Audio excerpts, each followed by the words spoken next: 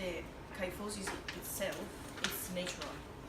So if someone that has a harder one, you mean, that might be a bit more intense because that is already stretched. Correct. So in that case, am I going to be doing the opposite? You're just trying to put a stretch on that periosteum. You're still trying to put it on even there. if it's already stretched? Yeah, well, that's not just what's stretched, it's actually your spine that's changing function. So we're just trying to open up that area. Okay. Yeah. So I don't know if you guys can smell, but you can. It's strong stuff. So I'm just going to warm up tissue.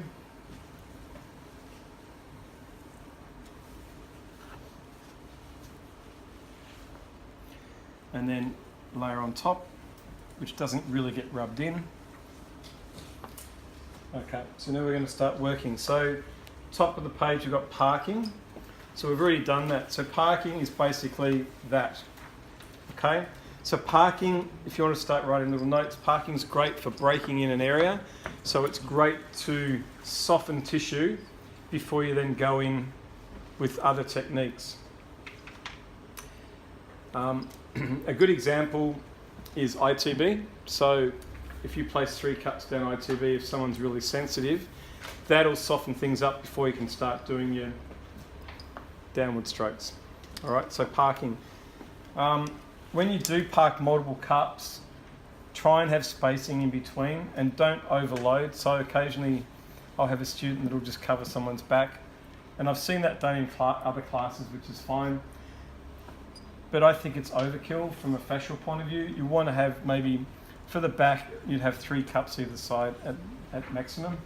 And you want in and out. So you want spacing in between each cup to allow flow of tissue up and down through, rather than jamming them all up.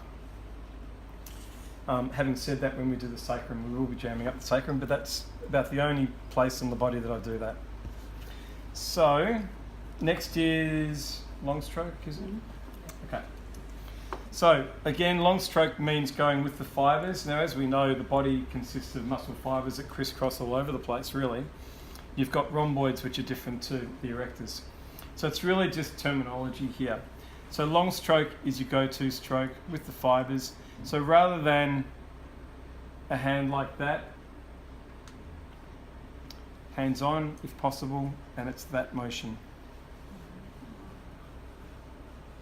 Does that feel all right? Yeah.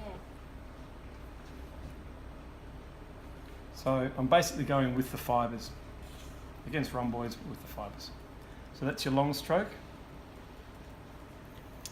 So speed, so the amount you put in the gun, speed and size of cut are 3 different ways that you can alter the pressure.